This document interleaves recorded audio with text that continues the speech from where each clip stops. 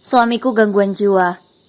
Aku adalah seorang istri yang menikahi seorang laki-laki yang mengidap gangguan jiwa. Di awal, aku kenal dengan dia begitu baik dan lembut.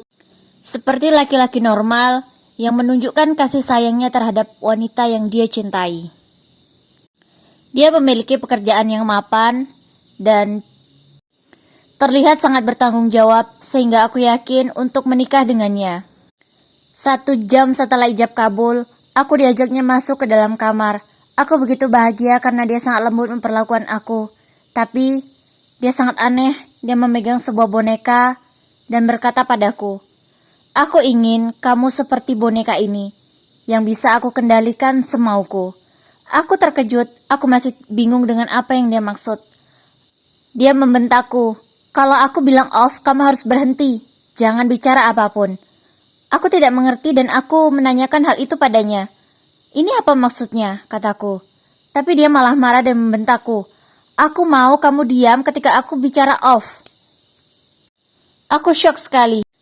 Dia sangat berbeda saat kita masih pacaran dulu. Dia begitu kasar dan suka membentakku.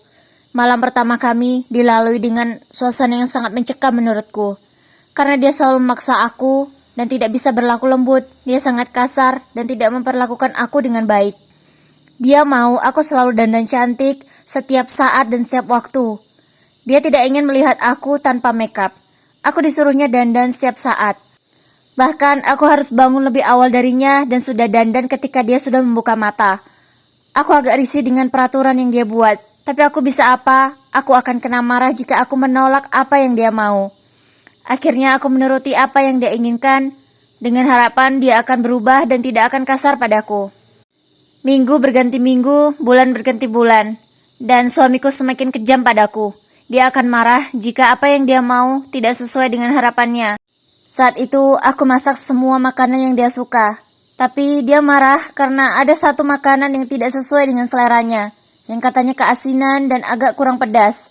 Dia langsung membanting piring itu dan memarahi aku. Dia memakiku sampai aku ketakutan. Aku begitu syok sekali. Aku tidak menyangka setelah menikah ternyata dia begitu berubah dan sangat kejam. Bahkan dia sampai menamparku berkali-kali. Mukaku lebam dan dia tiba-tiba berubah. Dia menjadi lembut dan meminta maaf seketika setelah tahu mukaku sudah lebam-lebam. Dia mengatakan kalau nanti dia pulang kerja, aku harus cantik lagi. Dia menyuruhku agar dandan cantik agar lebam itu tidak terlihat lagi. Semakin lama kami menikah, dia semakin kejam padaku. Dia tak segan-segan memukulku karena kesalahan kecil. Misalnya, aku lupa memakai cincinku lagi ketika aku selesai masak. Dia begitu murka dan menghajarku lagi. Dia memukulku, menamparku, sampai juga menendangku. Aku sangat syok, bahkan aku merasa mentalku sudah terganggu. Aku bahkan berpikir, ini yang gila siapa, aku atau dia? Hari berganti hari, dia semakin kejam padaku. Bahkan, karena masalah kecil, dia begitu marah dan emosi.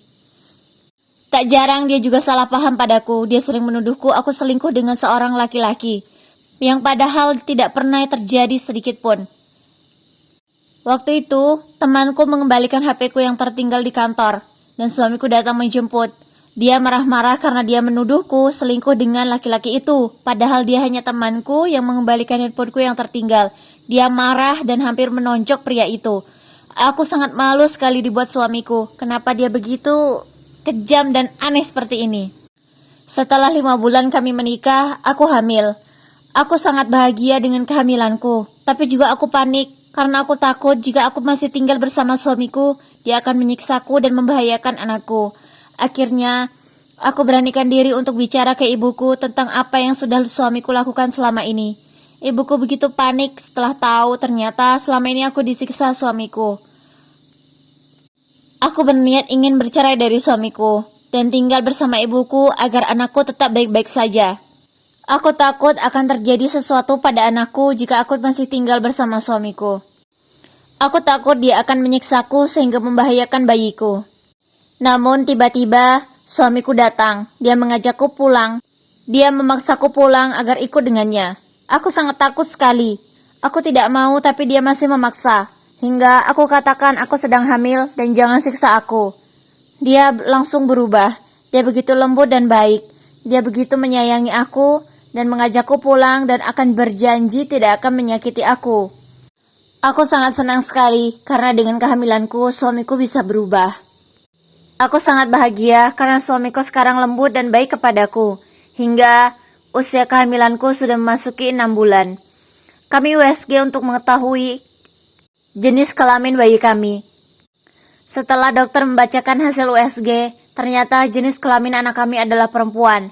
Suamiku langsung berubah, dia begitu marah dan langsung pergi meninggalkan rumah sakit. Dia sangat kecewa karena anak kami adalah perempuan. Aku berusaha menjelaskan pada suamiku kalau laki-laki atau perempuan sama saja. Sejak saat itu suamiku mulai berubah lagi. Dia sangat kejam lagi padaku.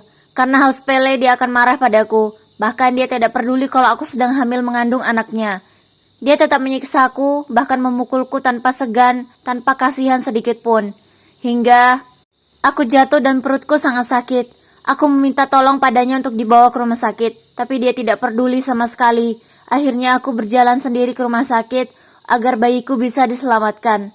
Tapi sayang, aku harus kehilangan anakku. Aku keguguran. Aku bicara pada suamiku, tapi dia tetap tidak peduli. Katanya, anak perempuan itu. Aku tidak mau, aku tidak peduli. Biarlah dia gugur, biarlah dia mati. Katanya seperti itu. Aku sangat syok sekali. Aku tidak menyangka suamiku begitu sangat kejam. Tidak punya hati nurani sedikit pun. Akhirnya aku merencanakan sesuatu yang akan menyelamatkan aku dan anakku. Besok pagi setelah dia berangkat kerja, aku langsung kabur dari rumah. Aku membawa semua harta yang bisa aku bawa. Aku kendarai mobilku menuju daerah perbukitan. Aku merencanakan sebuah kecelakaan. Aku merencanakan kecelakaan agar aku bisa lepas dari suamiku. Aku pura-pura kecelakaan dan mobilku terbakar di jurang. Aku merencanakan sedemikian rupa sehingga aku bisa selamat dari kecelakaan itu. Aku pindah ke sebuah tempat yang aman tanpa sepengetahuan suamiku dan juga ibuku sendiri.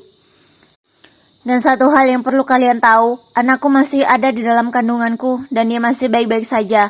Aku sengaja bicara seperti itu agar suamiku mengira kalau anaknya sudah mati. Sempurna. Skenario kecelakaan yang kubuat sudah berhasil. Aku berhasil mengelabuhi suamiku dan juga orang-orang yang kenal denganku. Sekarang aku bisa aman membesarkan anakku. Hingga bayiku lahir. Setelah usia kandunganku menginjak 8 bulan, aku merasa suamiku hadir lagi di sekitarku. Aku pernah melihat seseorang yang mirip sekali dengannya, tapi hanya sekilas. Tapi aku yakin sekali kalau itu adalah suamiku. Aku sangat takut sekali, aku merasa diteror karena dia selalu mengawasiku. Aku merasa ada orang yang selalu mengawasiku setiap harinya. Tak jarang ada bunga kesukaanku di depan pintu. Aku tidak tahu siapa yang mengirimkan bunga itu. Yang aku ingat, suamikulah yang paling tahu kalau aku suka bunga itu. Jadi aku yakin dia pasti ada di sekitar sini. Aku jadi sangat parno dan takut sekali. Aku khawatir kalau akan terjadi apa-apa denganku dan juga bayiku. Hingga benar, saat aku pulang kerja, tiba-tiba di dalam rumah sudah ada boneka dan juga bunga kesukaanku. Boneka itu adalah boneka milik suamiku yang dia gunakan saat pertama kali dia memperkenalkan aku sebagai bonekanya. Boneka itu adalah boneka yang pertama kali aku lihat di kamarnya, dan dia menyamakan aku dengan boneka itu. Aku sangat takut sekali. Di mana dia sekarang? Kenapa dia bisa tahu aku di sini? Padahal tidak ada yang tahu aku di sini selain ibuku. Aku langsung panik dan masuk kamar. Tiba-tiba ada seorang laki-laki yang menyelinap masuk ke dalam rumah. Ternyata itu adalah suamiku. Aku sangat khawatir sekali, aku begitu ketakutan. Aku sangat shock sehingga perutku sakit. Untunglah, ada mantan pacarku yang menolongku. Dia memukul suamiku sampai pingsan. Aku terjatuh dan perutku sangat sakit sekali. Aku meminta bantuannya untuk dibawa ke rumah sakit. Sepertinya aku akan melahirkan. Mantan pacarku bilang dia sudah lapor polisi dan suamiku akan ditangkap. Akhirnya aku dibawa ke rumah sakit. Aku berhasil melahirkan anakku dengan selamat. Suamiku di penjara dan dia sangat marah padaku karena aku memasukkannya ke dalam penjara. Dia begitu marah dan menyalahkan aku kalau aku sudah durhaka menjadi istri dan dia mengutukku tidak akan bisa masuk surga. Setelah kondisi agak membaik, aku pulang ke rumah ibuku. Aku kenalkan cucunya yang baru lahir. Ibuku sangat bahagia. Hingga beberapa hari di rumah, aku masih sangat parno sekali. Jika ada tamu yang datang, aku merasa itu adalah suamiku yang datang akan menyiksaku lagi dan juga anakku. Pagi itu, tiba-tiba ada yang mengetuk pintuku dengan sangat kencang. Aku sangat panik sekali. Aku takut itu adalah suamiku yang datang dan akan menyiksaku. Ternyata yang datang adalah ibu mertuaku. Dia memberi kabar kalau suamiku dirawat di rumah sakit jiwa. Katanya suamiku terkena gangguan jiwa. Ibu mertua bilang kalau aku ingin bercerai dari suamiku, dia akan membantu mengurus surat cerainya. Tapi aku katakan, aku tidak akan pernah menceraikan suamiku. Memang setelah kejadian ini aku ingin bercerai dari suamiku. Tapi setelah tahu dia sakit, aku tidak jadi menceraikannya. Aku akan menunggunya sampai dia sembuh. Dan aku akan membantunya agar dia bisa sembuh seperti dulu lagi. Aku tidak akan membiarkan suamiku sendirian menghadapi sakitnya. Aku akan selalu ada di sampingnya. Ini adalah tanggung jawabku sebagai istri. Terima kasih yang sudah menonton. Semoga kalian selalu diberikan kesehatan. Jangan lupa subscribe ya.